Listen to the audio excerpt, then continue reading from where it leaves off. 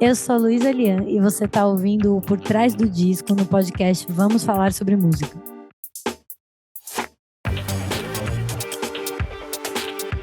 Cinco anos após o lançamento do elogiadíssimo Azul Moderno, Luísa Lian entrega ao público mais um novo trabalho de estúdio. 7 estrelas, Quem Arrancou o Céu. Composto e produzido em parceria com Charles Tixier, o álbum que chega pelos selos Risco e ZZK reflete o lado político e a busca da artista paulistana por um repertório marcado pelos de experimentações, filtros e novas possibilidades. Aproveitando a chegada do material, eu, Kleber Fak e meu amigo Nick Silva recebemos a cantora em mais uma edição do Por Trás do Disco. Oi pessoal, eu sou o Kleber Fak. Eu sou o Nick Silva. E no programa de hoje, como vocês já ouviram a voz dela, Luísa Lian está aqui com a gente para falar sobre o novo trabalho de estúdio dela, 7 estrelas, Quem Arrancou o Céu? Quem arrancou o céu? Fica a pergunta aí. Seja bem-vinda, Luísa. Ai, que alegria a gente estar aqui de volta tanto tempo depois, hein? Tô nem Anos, acreditando. uma vida depois praticamente. Uma vida depois, um fim do mundo depois. Luísa, há um ano atrás, enquanto eu passeava com meu cachorro nas belíssimas ruas aqui da Vila Buarque, eu tava ouvindo Azul Moderno e do nada, no meio de uma encruzilhada, você aparece com o seu excelentíssimo, me deu um abraço e aí você falou assim, falei de você hoje com a Francine Ramos, que é a sua assessora que está aqui com a gente também. E aí ali já me ligou um alerta de o disco está pronto. E isso foi há um ano atrás, só que o disco é mais antigo do que isso. O disco é lá de 2019. Queria que você contasse um pouco como que foi esse processo de produção desse disco, que levou tanto tempo para ser finalmente apresentado ao público, e como que foi guardar esse segredo entre um número muito reduzido de pessoas aí. Como que foi segurar a ansiedade nesse processo? Nossa, foi uma aprovação, para falar a verdade, essa parte da ansiedade. Porque, pra você ter noção, ali devia ter acabado de masterizar o disco. Então, essa parte sonora do disco tinha acabado de fechar mesmo. Há um ano atrás, que foi quando a gente fez isso, e foi quando começaram pra valer os processos da visualidade dele, né? Mas o que aconteceu foi que, fins de 2019, eu organizei com o Charles as músicas e os princípios e as ideias que a gente tinha, né? Do que a gente queria fazer, a gente organizou, falou assim, não, tá, esse é o caminho do disco, montamos o esqueleto do disco com aquelas músicas e o Charles começou a fazer os arranjos e daí a gente, legal, vamos lançar em 2020, outro dia a Cal, que trabalha comigo, me lembrou, que faz os designs, meus discos todos e tal, me lembrou que teve até algum momento que tipo, a gente cogitou chamar o disco de 2020, imagina só. Porque era pra sair em 2020 mesmo. Porque era pra sair em 2020 mesmo. Então, e a gente pensou, não, que legal, super simbólico, né? Lançar um disco em 2020 e tal. Só que daí, nesse processo de pandemia, a gente começou a fazer o Charles na casa dele, eu na minha, mas os dois muito mergulhados nisso, pensando muito, né, sobre essas poesias, sobre toda a visualidade. Tô desde essa época do comecinho, assim, pensando nessa visualidade. E daí, eis que as coisas foram se adiando. Tipo, 2020, mas nossa, não vai voltar nada, mas nós não conseguimos fazer nada. Tipo, visualidade muito difícil, mundo em crise, todo mundo em depressão, difícil de trabalhar, sabe? Difícil de começar e de finalizar os processos, né? Visualidade é uma coisa sempre que você conta com muito apoio de muita gente, sabe? Pra fazer. Pra fazer. Muita gente com muito amor à arte a fim de fazer um videoclipe, por exemplo, né? Que é muito difícil de você conseguir bancar, de fato, os custos do audiovisual. Então... E quando que foi que você achou que agora chegou o momento certo de lançar? Onde as coisas se organizaram aí? A partir de que ponto? Puxa, tiveram vários momentos. Inclusive o momento que eu falei, não, vou lançar sem nada, não vai ter clipe, não vai ter nada. Mas eu acho que de fato foi no começo desse ano que eu falei ali, tipo, em março eu falei, ok, agora vamos terminar os videoclipes, vamos fazer os videoclipes e agora, quando eu vi o primeiro corte de um dos videoclipes, eu falei, ok, agora a gente tá pronto pra lançar. E Perfeito. Mesmo assim lancei antes do videoclipe, né, mas isso foi intencional. Mas tá aí a Beyoncé fazendo história, não lançando mais nada, só as músicas e fazendo história, né? Ah, eu achei muito importante ela fazer isso, cara. E eu achei muito simbólico ela fazer isso e lançar aquele lyric video do You Won't Break My Soul, sabe? Sim. Tipo, é foda, assim. Importante uma artista desse tamanho falar, ó, presta atenção na música, sabe? Perfeito. Quero puxar aqui para uma questão do título, que ele tem essa divisão em duas partes, que é uma coisa que fica bem característica dentro do próprio disco, né? 7 Estrelas é uma entidade aí da Umbanda, e aí você tem essa outra questão que é quem arrancou o céu. E aí eu fiquei pensando se esse quem arrancou o céu tem alguma coisa a ver com lá em 2019, quando o céu de São Paulo ficou completamente preto por conta das queimadas e tudo mais, ou se o significado aí é outro. Isso foi no começo de 2019, né? Foi em agosto. Tipo, foi agosto? Nossa. Eu vou falar que eu fiz essa música quando eu tava viajando no México, em maio de 2019. Poderia ter sido super, assim, relacionado com as queimadas, né? Mas eu fiz a música Technicolor, né? Que é a música que tem a participação da Cel, que tem essa frase. Eu tava numa viagem de avião e eu tava pensando ali no México, dentro do México. Eu tinha acabado de visitar as pirâmides e é muito mágico, né? Eles têm uma história ancestral muito presente, muito sinistra, né? No México, assim, muito forte, muito poderosa, assim, o coração mesmo dessa espiritualidade latino-americana. E, cara, na verdade, esse Quem Arrancou o Céu tinha um lugar dessas várias espiritualidades, assim, também, de como é difícil você acessar qualquer outra coisa, essa falta de conexão total que a gente estabeleceu com tanta conexão, sabe? Falta de conexão com o presente, com o próprio céu e nesse processo toda uma dificuldade de se conectar com a espiritualidade, né? Que nada mais é do que uma conexão com um grande mistério, assim.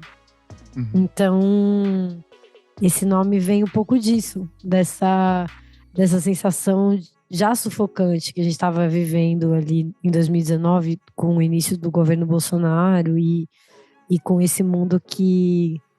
não sei, com essa verdade que entrou em crise, né? Tem uma coisa meio de viver uma grande crise da verdade mesmo, da realidade, né?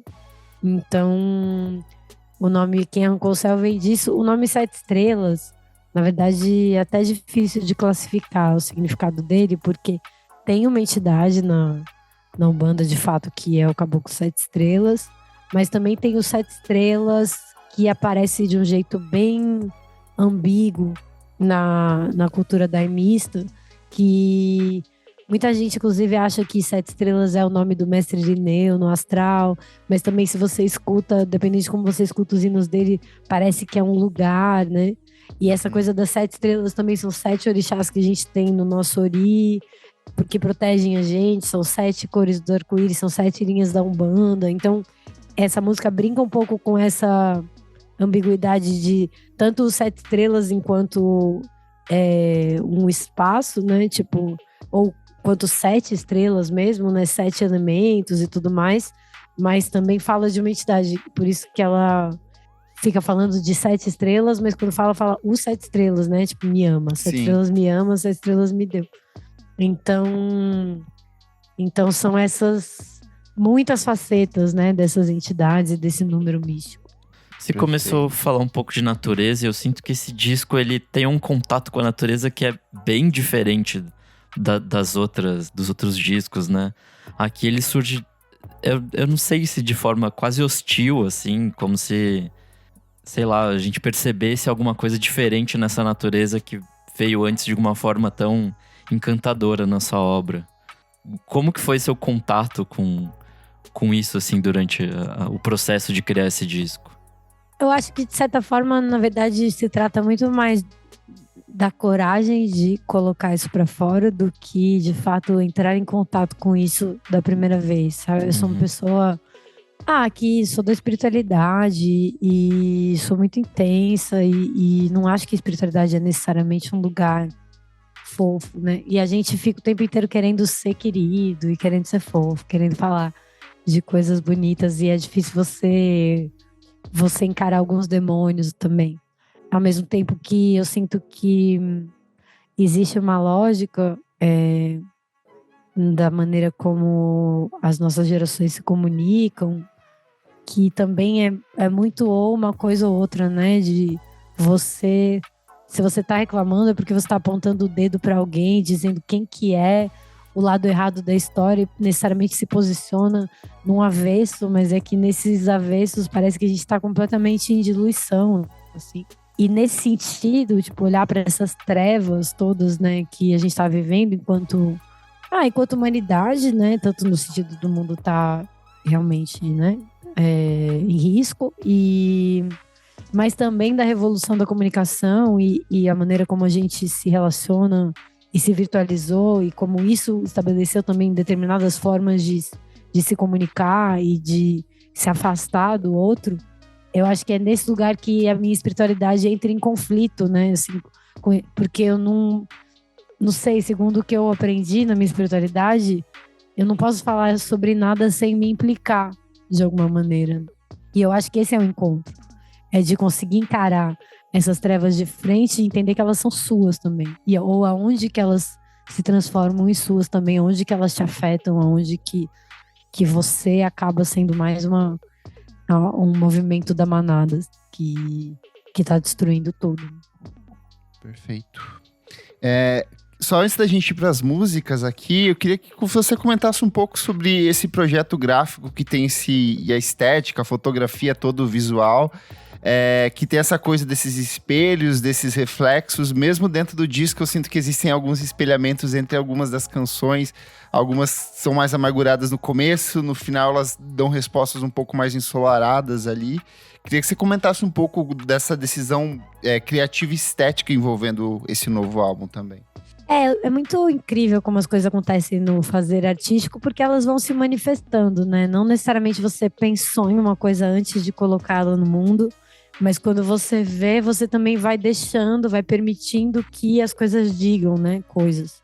E eu sempre tive vontade de usar alguns elementos na estética do meu disco, alguns que eram a carta da estrela, mas eu queria fazer uma carta da estrela, a carta da estrela do tarô, que é uma carta e que até em alguns tarôs ela é chamada de esperança, mas eu queria exatamente fazer a carta da estrela caída, né? Assim, a carta da estrela que o jarro secou, que a fonte da água dela não tá mais num lugar da esperança, da fonte infinita da água e tal.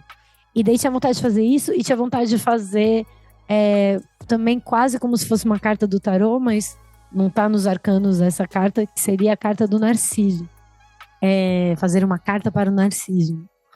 E daí eu chamei a Lari Zaidan, que é uma fotógrafa que eu gosto muito. Eu já estava com esse projeto faz um tempo, mas quem que vai conseguir chegar, né, nessa estrela dark e tal? A gente fez a foto da estrela, mas daí no fim foi a foto do Narciso, que ficou o crop da foto do Narciso, que ficou Não sei se dá pra ver. Essa aí. Perfeito. Tinha essa referência, eu tenho essa referência tipo do Narciso do Caravaggio em vários momentos dessa estética, desse trabalho e tal. Digita aí no Google, gente, Narciso de Caravaggio, vocês vão ver a capa descrita aqui, ó. Tem tudo a ver mesmo. Mas ao mesmo tempo, quando os espelhos surgiram, que a Lari teve essa ideia de, cara, e se a gente transformasse essa água numa coisa mais louca, assim, que parecesse uma geleca, que você não entende direito do que se trata e tal. E fizemos essa montagem que tava o espelho tanto no chão quanto nas laterais. E a gente ficou apaixonada por essa imagem louca na lateral, porque a gente achava que ela tinha essa característica, que no fim também acabou virando... Ela tinha essa característica de arcano, no sentido de que um arcano é difícil de você reproduzir, porque todos os elementos que estão ali, eles são essenciais. Uhum. Então, quando a gente fez essa foto, e quando a gente fez esse crop da foto, eu senti que o crop tinha esse elemento essencial, sabe? Ele não tem nada extra. Então, quando a Clau sugeriu que a gente fizesse o crop, eu super abracei a ideia. E por isso que a capa virou esse fragmento, né, da foto da Lari.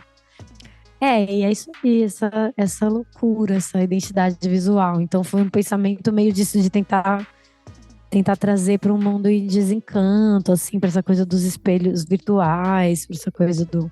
Ah, e o louco disso tudo é que a gente tirou uma foto há um ano atrás. Eu tava morando numa AP na Santa Cecília, por acaso. A gente não tinha comprado nenhum espelho. E eu fiquei um ano e pouco, assim, lidando só com espelhos distorcidos na minha casa, assim, sabe? Só tinha. Eu já tava meio sem espelho no apartamento, a gente mudou pra lá em 2020, só tinha o espelho do banheiro. E depois o espelho redondo que eu comprei de uma amiga, assim, pequeno. E daí só tinha esses espelhos distorcidos. Até que depois eu pensei, caralho, eu fiquei um ano e meio vivendo só entre espelhos distorcidos. Tipo, é muito simbólico isso. Que massa. Você já assistiu um filme chamado Aniquilação? Não, me Porque conta. tem uma...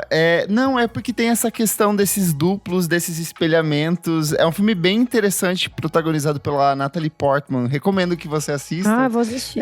Todas as protagonistas são só mulheres e elas entram dentro de um espaço meio luminescente que reflete elementos da natureza, assim. É ficção científica, meio filosófica, e eu achei muito curioso porque o final tem uma cena muito parecida desse espelhamento também. Ai, que lindo. Vou ver. De quando que é? Ele é recente, 2018, se eu não me engano. Olha, não vi. Acho que você vai embarcar, assim, porque tem vários desses elementos que você foi falando, assim, eu achei que tinha uma conexão, a relação da natureza, desse virtual, desse não real, assim, muito, bem interessante, assim, bem legal.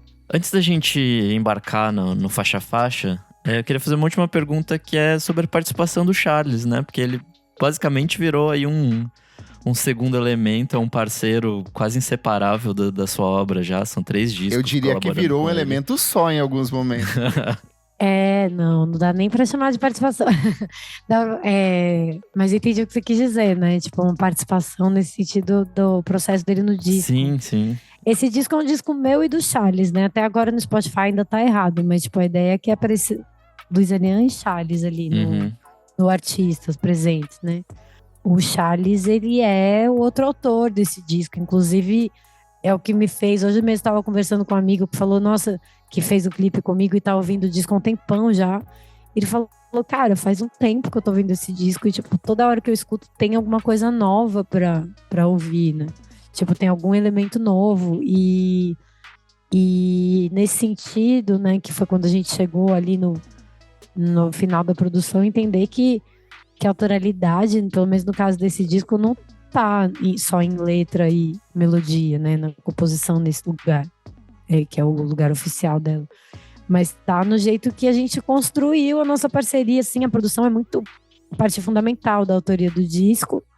E eu acho que, inclusive, de certa forma, que também ajuda a deixar ele tão contemporâneo, apesar de ele estar sendo feito há tanto tempo, né? Porque, bem ou mal, o Charles foi aprofundando essa produção dele, do disco, durante a pandemia. Então, acho que toda essa dor, né, esse momento, esse sufocamento que a gente está vivendo, fez a leitura da poesia dele ficar muito atual, né, com o que a gente estava vivendo e tal. Então, ele é a chave, né, outra chave desse disco, assim, realmente uma parceria muito importante e a gente tem uma relação muito, muito massa, assim, de troca. Parece que é meio telepático, sabe? Isso que ele é ateu, o Charles, né? Eu sou da espiritualizada, o Charles é ateu. Mas ele é super bruxão, assim, ele entende, a gente se entende e ele traz muito, né, da pesquisa que é dele. Hoje em dia todo mundo fica querendo falar que faz tudo, sabe? Assim, tipo, eu não fiz a produção desse disco, quem fez a produção desse disco é o Charles. Isso não significa que eu não participei da produção do disco, tipo, que eu tava lá e que eu fui presente, mas seria muito injusto assinar com ele. É dele, é o trampo dele. E ele é muito foda, assim. Maior pra mim, na minha opinião. Perfeito. Vamos então aqui pro Faixa a Faixa. O disco começa com A Minha Música que é praticamente um convite. A minha música é uma paisagem para você entrar e fazer sua viagem. Só que aqui já tem uma coisa que eu acho bem característica dentro desse disco todo, é que às vezes a música começa de um jeito, do nada você corta ela e você coloca um fragmento de uma poesia, que aqui no final ela vira uma coisa quase profética, pensando que foi composta em 2019, onde você começa a repetir com tá todo mundo morto, todo mundo morto, todo mundo morto, que eu acho que dialoga muito com aquele período de 2019, 2018, pós-Bolsonaro ali, Conta por que você escolheu essa música aí de abertura e o que ela representa dentro desse disco. Sempre que eu pensava, vou escolher uma música pra representar meu disco, sei lá, durante esse período todo, que se fosse pra ter um single e tal, e eu pensava que essa música era a que melhor representava o disco. Eu acho que ela melhor traz essa dubiedade, né, da narrativa do disco, assim. Então ela tem esse começo, né, que parece um encantamento. E ela já mostra as trevas também que o disco vai dialogar. Ela já tem tanto 7 estrelas quanto Quem Arrancou o Céu. E quando eu tava montando o repertório, organizando o repertório e essa viagem, né, da produção musical com o Charles, eu acabei dividindo o disco em 3 ou 4 etapas, assim, né? Então seria a primeira etapa, que é a Esfinge, a segunda etapa, que é o julgamento, a terceira etapa, que é o encontro, e o final, que é o renascimento. Essa música e Technicolor seriam as músicas da Esfinge. Então, que tem essa coisa assim de realmente te convidar para uma viagem astral. É tipo, você vem comigo, não é sobre mim, é sobre você, esses espelhos que te iluminam. Sua música vai trazer... essa música vai entrar aí, você vai entrar na viagem, e daí quando você entra na viagem, não necessariamente essa viagem é de boa, sabe? Assim, uma viagem que tá te mostrando, tá todo mundo morto, né? E quando eu escrevia o Todo Mundo Morto, realmente estava me referindo a uma coisa bem da virtualidade mesmo, né? Um pouco dessa coisa de ninguém poder morrer e ao mesmo tempo tá todo mundo meio morto, né? A nossa presença vale cada vez menos, né? Por um lado. É muito mais existencial do que necessariamente descritivo, físico daquilo que tava rolando, que viria a rolar, né, posteriormente, né? Que viria a rolar, mas ao mesmo tempo eu acho que aquilo que viria a rolar e que rolou em 2020 entrou, né, também, né? nessa produção do Charles, e com certeza é uma consequência de coisas que já estavam acontecendo aqui no Brasil, né? Foi só tipo, nossa, que perfeito, a gente já tinha uma necropolítica, né, rolando. Sim, então foi não é difícil prever quando a coisa já sempre foi criminosa desde o início, né? Exatamente. Eu queria que você comentasse também um pouco o uso da sua voz nesse novo contexto, que é maluco, Boa. assim, porque logo de cara, você vai fazer isso outras vezes no disco, mas nessa é uma que já apresenta a sua voz distorcida, parece um acidente de carro, sei lá. E é posta em vários contextos diferentes, assim. Demônio, tudo. Nossa, sempre imaginei, quando eu pensei em vários clipes pra essa música, assim, eu sempre imaginei um acidente de carro nessa transição. Então, essa pesquisa da voz é uma pesquisa que a gente vem desenvolvendo. O Charles já desde 2017, no Oi a Tempo, né? Foi uma coisa que surgiu ali e ficou para sempre.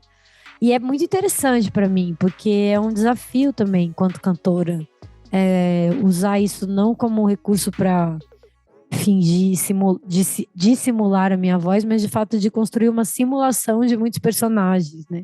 E pensando que são coisas que a gente faz só nós dois, né? A gente faz essa produção só nós dois, eu acho que acaba sendo rico, né? Porque você vai conseguindo criar realmente uma orquestra de você mesmo, né? Com esse tipo de produção.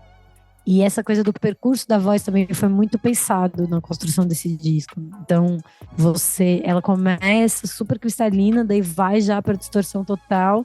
Então, seria como se esse fosse um momento de mergulho no espelho, né? Porque tem esse ciclo todo que eu falei, seria como se fosse uma viagem de alguém que entrou num labirinto de espelhos, né? E quando ela entra, o que ela percebe é que é tudo falso, e tá tudo chapado, e tá tudo...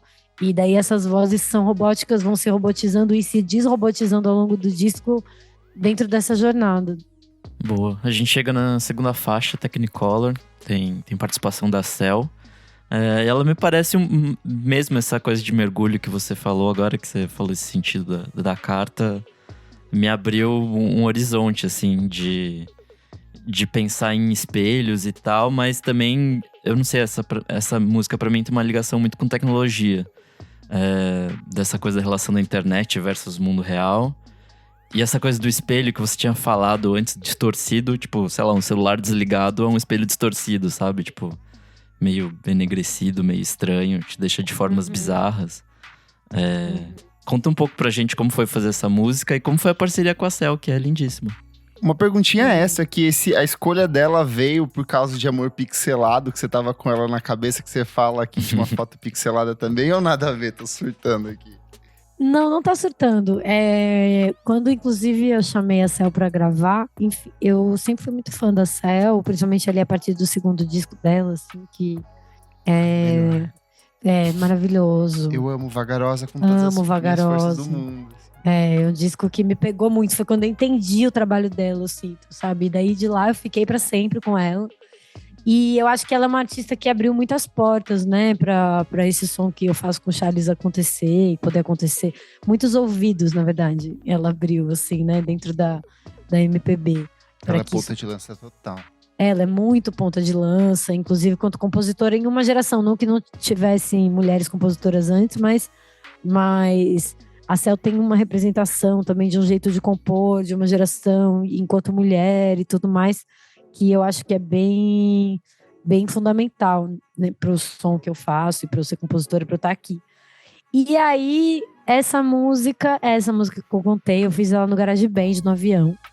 E a gente estava viajando de um lugar para outro do México, assim, eu fiz uma primeira produçãozinha, assim, e me veio essa poesia, eu cantei.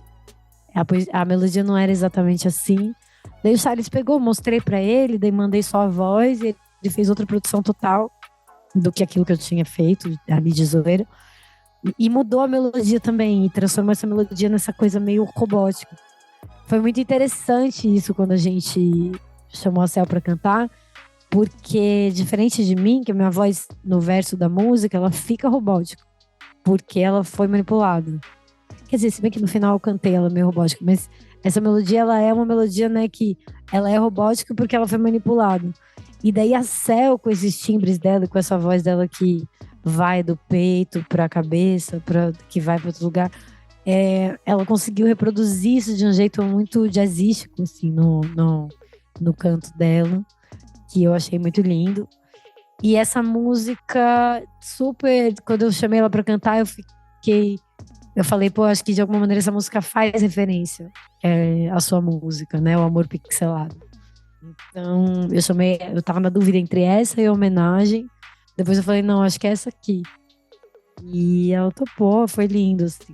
Foi demais esse encontro. Massa demais. Que bom que você já puxou Homenagem, é a terceira faixa do disco. Hit em potencial. Hoje eu tava pesquisando um pouco sobre você nas redes, assim, digitei Luísa Lian e tal, e fui ver a repercussão do público.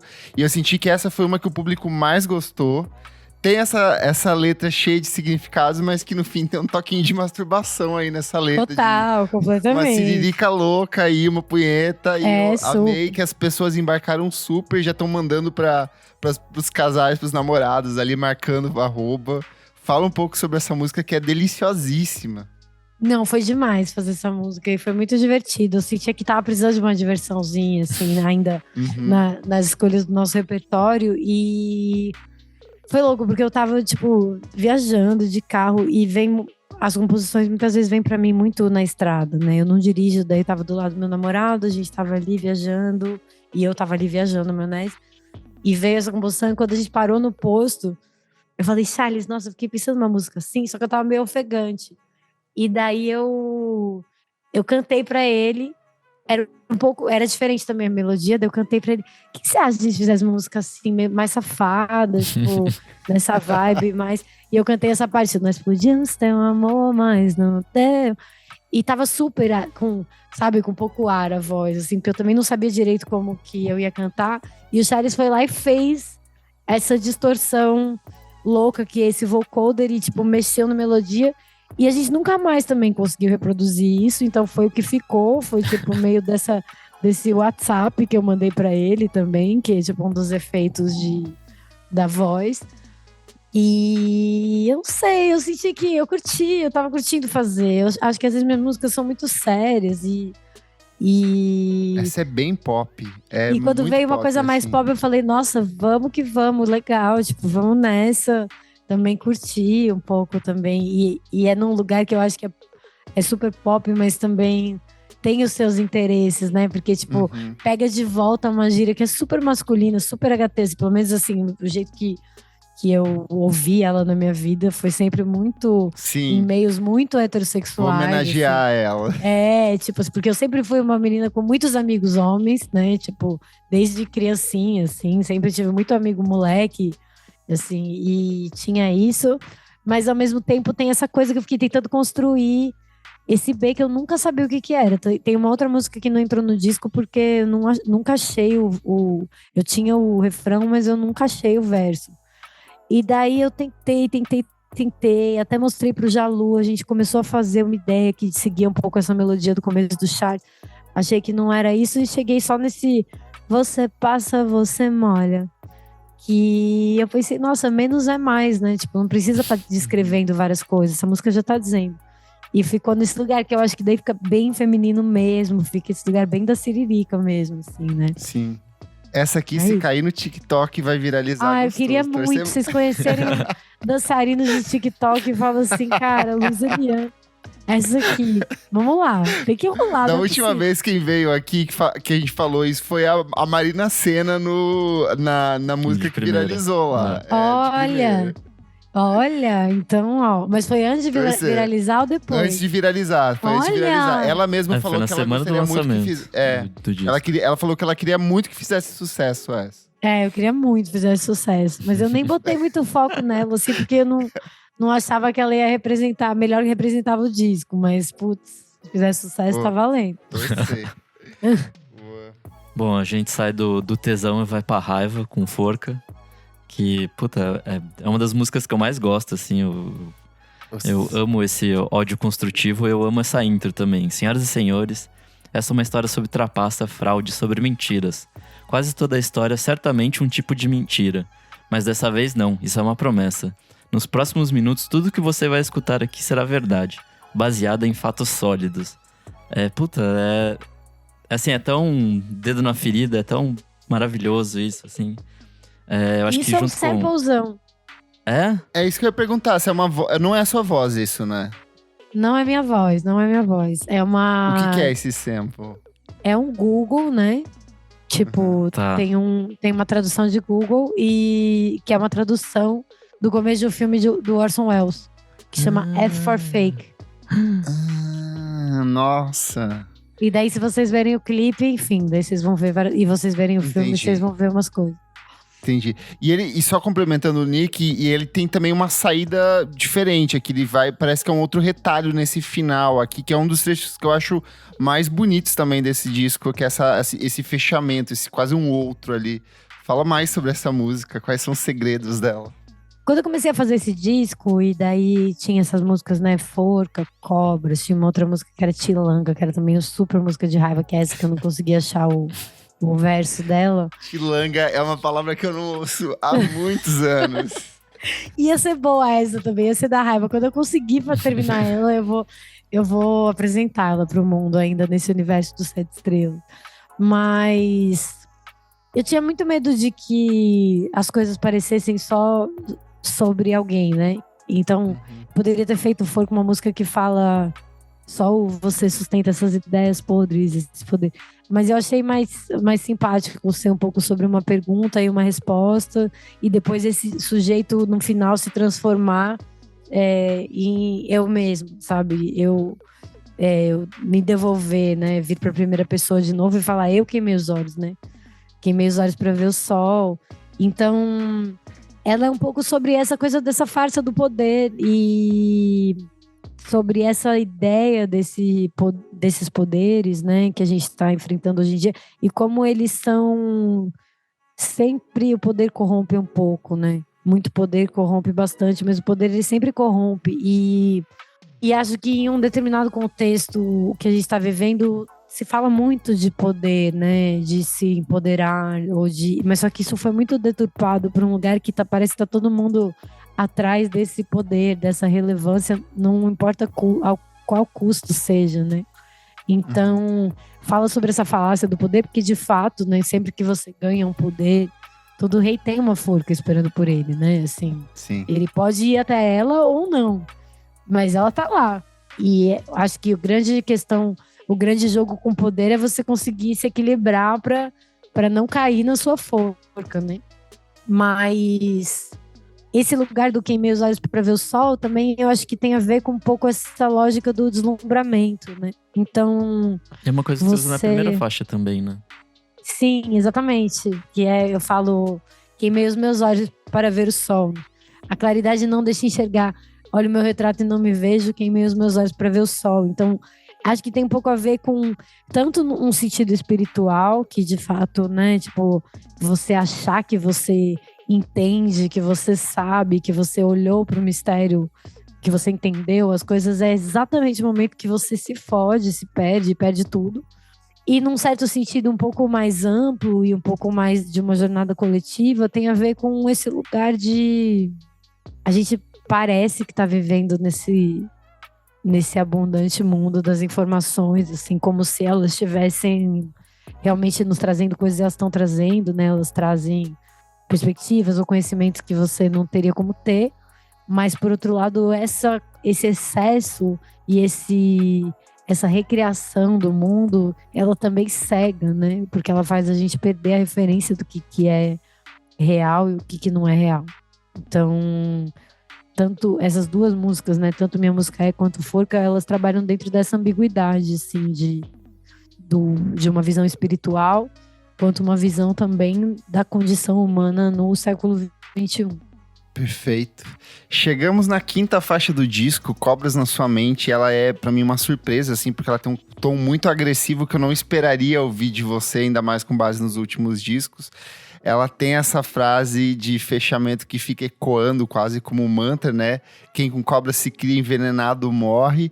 Queria que você comentasse um pouco sobre ela, que eu acho que ela tem esse caráter mais urbano dessas relações com as pessoas, mas às vezes eu sinto que a cobra talvez seja a gente mesmo em alguns momentos dessa canção, né?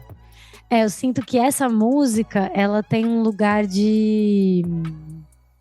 Ela foi também uma música que para mim foi um ponto de virada, porque eu poderia fazer ela, eu tava fazendo ela toda na segunda pessoa, né? Tipo, então, flores onde anda, luzes onde para, seda no seu corpo, um diamante raro. Caberia ela ser essa música na segunda pessoa.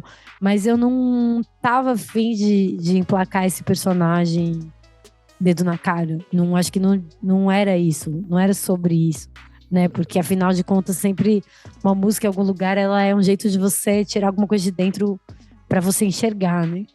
E me interessa me implicar no trabalho. Então, e na crítica que eu tô fazendo. Então, teve isso de transformar a música e daí falar, não, pera, então eu vou fazer um eu, você. Porque também o só eu também não tinha muito cabimento. Então eu resolvi transformar ela num jogo como se fosse uma relação, né? De duas serpentes que estão ali se encarando e se empoderando junto e se... Empoderando não, né? Enfim, crescendo juntos no poder.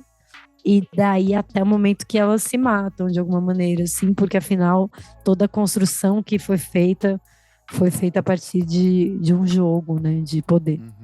Perfeito. Pô, a gente chega em Viajante, que marca ali, né, um começo, um novo começo ali. E eu acho que, eu não sei, ela pra mim me passa um senso de reconexão, assim, de lidar com eu de uma forma diferente a partir do segmento do disco, assim. Não sei, ela me passa uma sensação de opção. Acho que, eu não sei, pra mim, como ouvinte, eu tava levando o disco como, tipo, coisas que me foram impostas nessa primeira metade. E a partir dessa segunda, tipo, eu tenho um horizonte, posso ter escolha, assim. Conta um pouco pra gente dessa faixa. Essa faixa, ela tem esse lugar mesmo no disco. Mas eu acho que ela é uma representação do personagem principal do disco, né? Então... Essa pessoa se perdeu no labirinto de espelhos e daí, de repente, ela se reencontra com a sua própria jornada espiritual, né? E antes de qualquer coisa, né, antes dessa música estar no contexto do disco, ela sempre foi uma música sobre um pouco essa figura do xamã, né? O xamã no entendimento global, no sentido dele ser o responsável de fazer as viagens entre as galáxias, né? Entre as dimensões. E trazer esse recado de volta para sua comunidade, para sua tribo.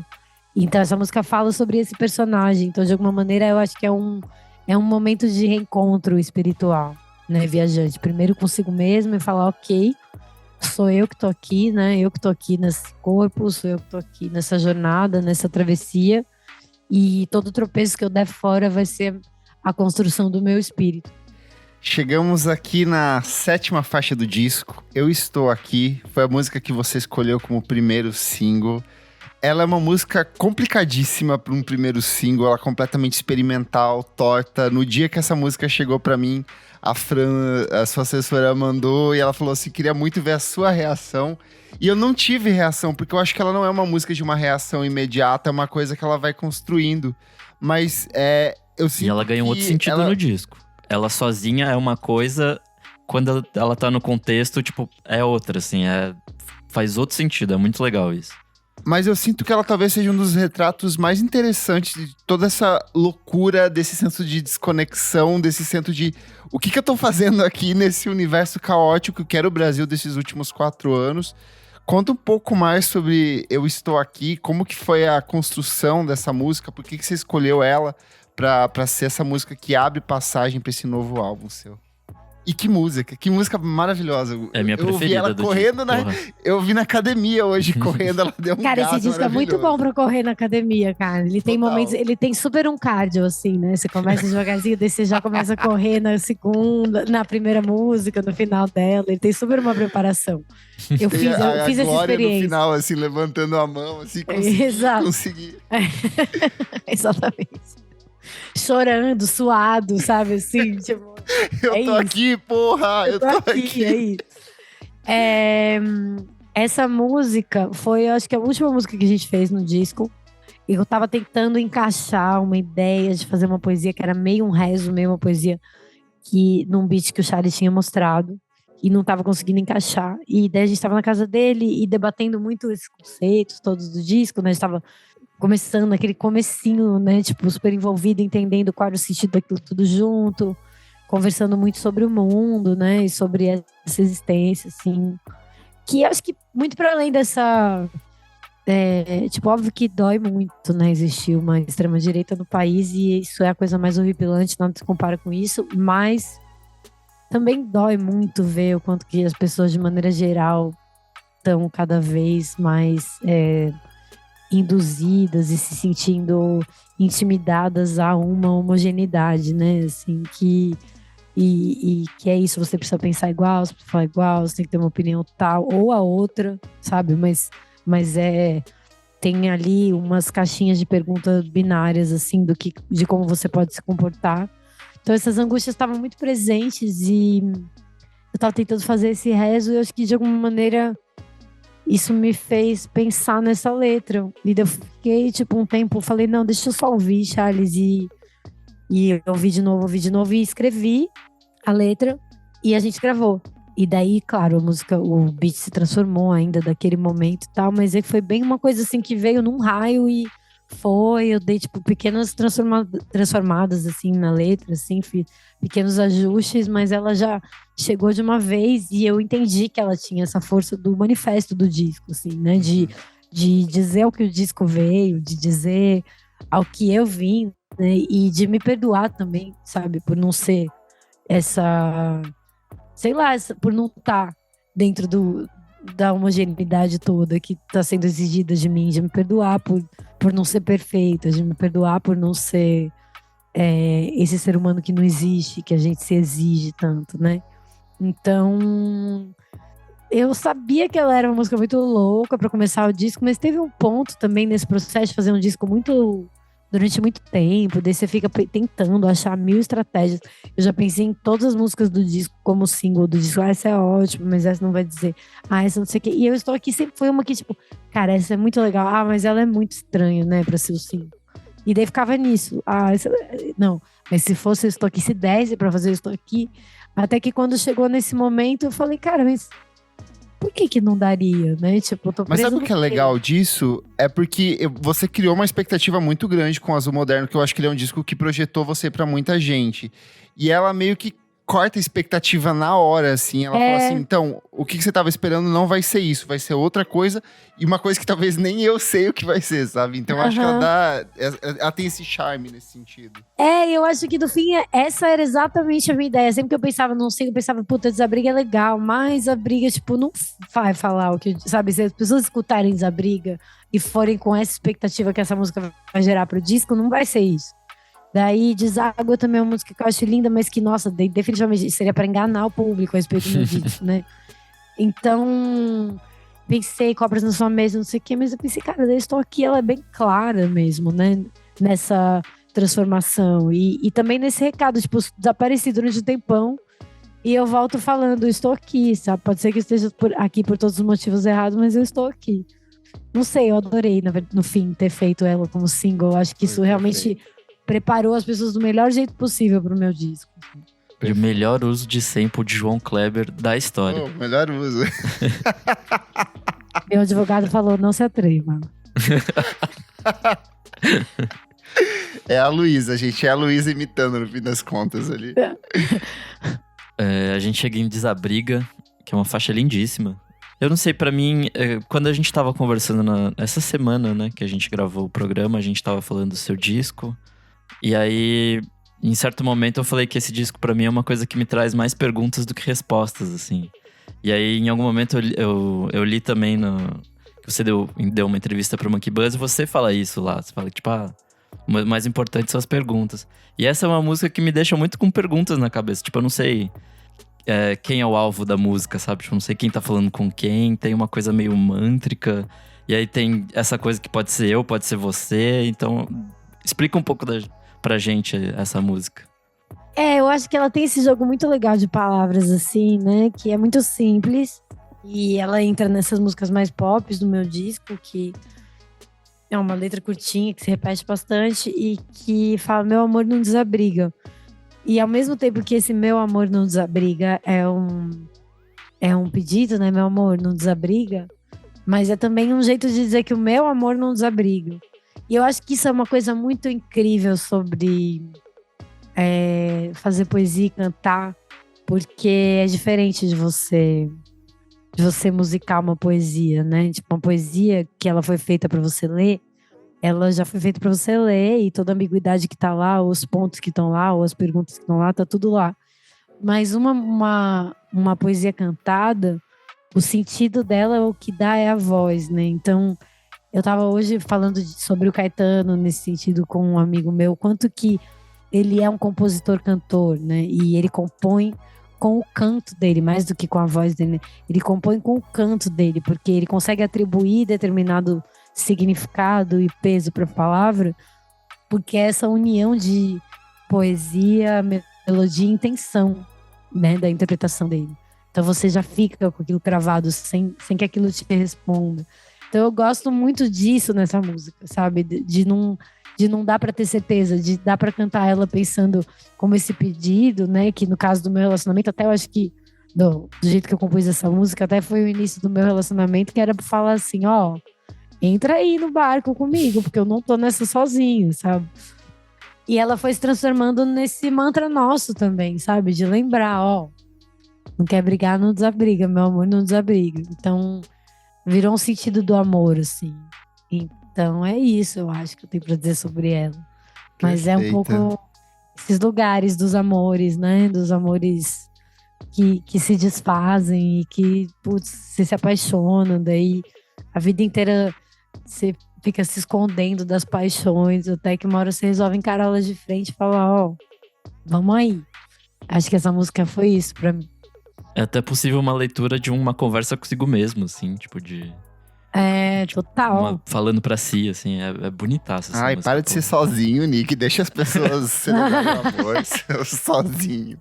Mas super, porque no final das contas é isso, né? Também é sobre o nosso... O amor é sempre nosso, né? Mas como você lida com ele é o lance. Daí numa relação a dois, é esses dois lances, né? Viu? Luísa declarando aqui que ela é a favor da monogamia. Ela não acredita. Ela não disse isso. Ela só fez uma música. Boa. O disco começa mega sombrio, retorcido, e aí quando a gente chega nessa segunda metade, ele começa a ficar mais ensolarado, mais claro. E aí a gente chega em Sete Estrelas e ele praticamente transcende, é uma coisa muito cósmica, grandiosa. É o tipo de canção que eu sei que ao vivo ela deve funcionar muito bem. Fala um pouco mais sobre essa música aqui, que dá nome ao disco também, que leva a gente pro cosmos, pra fora de tudo que a gente tava vivendo ali nesse começo do disco, que era um pouco mais carregado. Sim, essa música, ela super, né? Ela nasceu nesse lugar de uma reza e eu sinto que ela realmente traz esse lugar muito multicolorido, né? E múltiplo e multidimensional, que eu acho que no momento que eu fiz era um jeito de me entender com a minha espiritualidade, entender que ela é para muito além das formas que podem querer dar para ela, sabe? Para muito além dos nomes que as religiões dão para as coisas e não que esses nomes não tenham sua força e seus símbolos importantes, mas que essas 7 coisas, né, que rondam a gente, que rondam o nosso espírito, que fundamentam, né, a nossa existência nessa camada que a gente vive aqui, nessa dimensão, são muitas coisas, né? São 7 cores no astral, são as ervas, né, que são da matéria, que limpam o nosso corpo, são 7 orixás que estão ao redor da nossa cabeça, aquilo que eu falei antes. E também esse lugar dos 7 estrelas, né? Que é um pouco desse misticismo daimista, do mestre Irineu e do caboclo 7 estrelas. Até no livro de João, do Apocalipse, na Bíblia. É a Estrela de Maria, não é? Tem não na aparece. Coroa de Maria e tem as 7... Tem na Coroa de Maria 7 estrelas. E daí ele fala de um ser que aparece com 7... Que ele tem um rosto de sol e uma língua de espada. E aparece com 7 estrelas em uma mão. Verdade. E um castiçal de 7 velas. Não eram 7 tribos de Israel também? São 7, e são 7 igrejas, que então esses 7 castiçais são 7 igrejas. Tem toda uma simbologia. Mas que eu fiquei sabendo... Você fez, hein, amigo? Isso foi fundo. Você fez, eu fiquei sabendo disso, por incrível que pareça. E eu fiquei muito impressionada com essa imagem, porque é tipo... É a imagem de eles descrevem como um ser que tem um rosto luminoso como o sol e carrega um castiçal de 7 velas e 7 estrelas na mão. E eu achei muito louco, porque isso tem muito a ver com o meu disco. Eu só fui ficar sabendo dessa imagem há uma semana atrás, assim. Então, realmente, quando você tá falando de coisas místicas, tudo pode acontecer, né? A gente chega na última música, Deságua. Eu acho que esse é o ponto mais, talvez, leve do registro, até por lidar com, sei lá, o expurgo da culpa, assim, tipo, indo embora, deixando coisas irem depois dessa jornada que, porra, foi pesada, né? E aí, tipo, eu não sei se exatamente o interlocutor aqui se achou, se ele tá bem e tal, mas pelo menos ele tá mais leve do que começou essa jornada. Fala um pouco pra gente dessa faixa. Ô Luísa, uma única coisa também junto com isso, eu senti uma similaridade muito grande dela com a Lumiô, nesse sentido de ser uma canção mais ensolarada. Eu sei que ela é da mesma época e acabou de fora também do disco, né? Uhum. Inclusive elas estão perto no show que a gente tá desenhando agora, assim. Eu concordo, Nick. Eu não sei se dá pra saber se esse personagem se encontrou, mas ele pelo menos tá mais leve, né? Ele pelo menos tá um pouco mais em paz com os turbilhões da vida dele. Eu acho que é um pouco sobre isso, assim, que é meio... Quando fala... Essa dor é tão séria, né? E não dá pra deixar ela pra lá. Existe cura em mudar de lugar. Também tem um pouco uma coisa de... Às vezes a vida apresenta a gente com questões que são tão difíceis, tão profundas, e que você congela ali. E você nem consegue encontrar um outro lugar pra existir que seja fora disso, né? Assim. E em algum lugar, por incrível que pareça, eu acho que no fim essa música diz mais respeito às dores do azul moderno do que às dores do próprio Sete Estrelas em si. Eu senti Eu acho que são aquelas dores que são tão velhas, sabe? Parece o fim da jornada, porque no Azul Moderno tem tipo uma melancolia e aqui parece que você passou tudo isso e agora você encontrou alguma resposta. Eu senti muito esse paralelo com ele, assim. Tem super isso, porque eu acho que é isso, porque as coisas não são cíclicas, né? Às vezes você precisa passar por toda uma outra coisa para você conseguir perdoar aquela coisa que aconteceu há muitos mais anos atrás do que tudo isso que você viveu. Então, eu acho que essa música fala bastante disso. E ela também fala dessa cegueira, né? Porque ela fala, essa dor é tão cega, não dá pra deixar de enxergar. É um pouco sobre essa coisa de que você já tá tão acostumado com sua dor, que ela é a única coisa que você vê. Então ela acaba te cegando. Mas acaba também sendo o que te faz buscar curas e novos caminhos, né? E daí vai pra um lugar de leveza, de putz, já que, né? Tipo, também porque nem tudo é busca também. Muito é você deixar a vida te atravessar. Nem tudo você encontra, nem toda resposta você encontra. Então, quando fala, busquei uma cura, me indica o rumo a tomar, essa dor é tão velha quando ela deságua no mar. Deságua e afunda, mas sai de lá lavada pra me abraçar. É ok, você vai ser atravessado por isso. Mas vamos sair, vamos viver, vamos estar aqui, sabe? Isso não vai deixar de fazer parte da sua história, nem da sua trajetória. E não tem expurgo nesse sentido, né? Não tem uma... Na verdade, tem um expurgo, mas não tem uma redenção necessariamente. Mas tem uma aceitação. E uma aceitação em seguir em frente. Então, eu sempre, quando a gente compôs assim, e tinha as composições do disco fechada, a gente tinha duas certezas. Uma era que o disco começaria com Minha Música É, e a outra era que ele terminaria com Deságuo.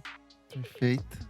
Luísa, se você pudesse escolher uma única canção que representa esse disco, ou a que você mais gosta, ou a que você acha que as pessoas deveriam ouvir, qual seria? Uma só. Nossa, que dor no coração, né? Eu acho que escolheria Minha Música É.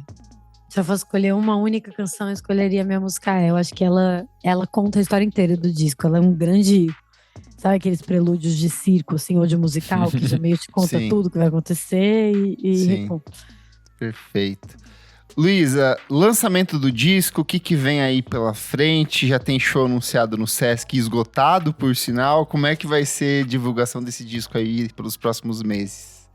A gente tá muito animado, muito animado. Estamos montando o show, né? Então, sendo muito sincera com vocês, eu acredito sempre que estreia é um grande laboratório, porque infelizmente a gente não tem as estruturas. Eu fiquei sonhando muito com isso nesses 3 anos todos, de tipo, não, e daí a gente vai começar a ensaiar tudo muito antes.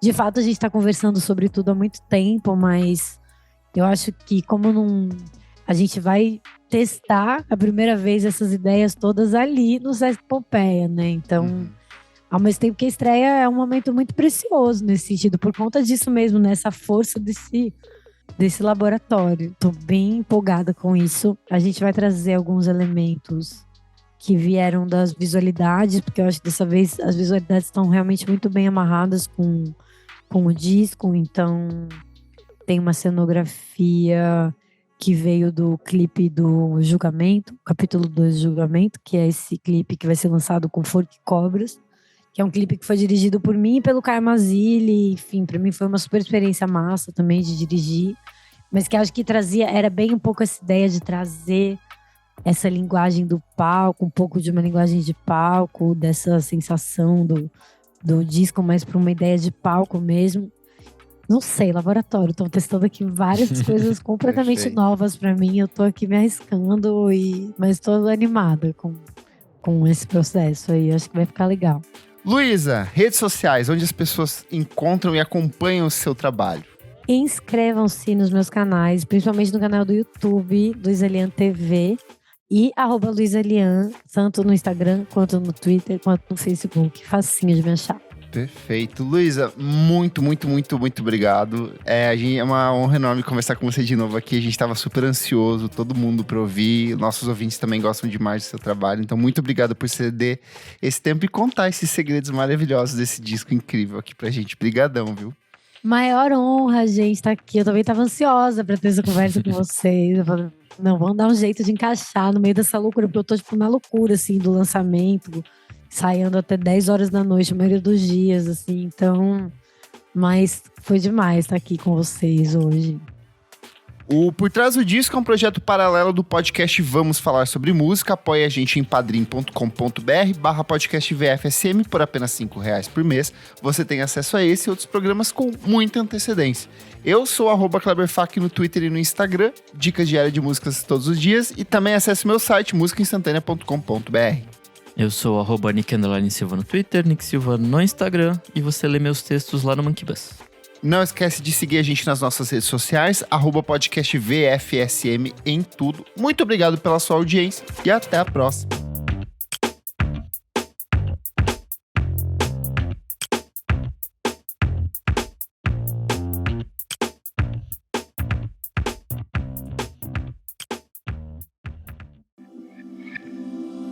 Esse podcast foi editado por Nick Silva.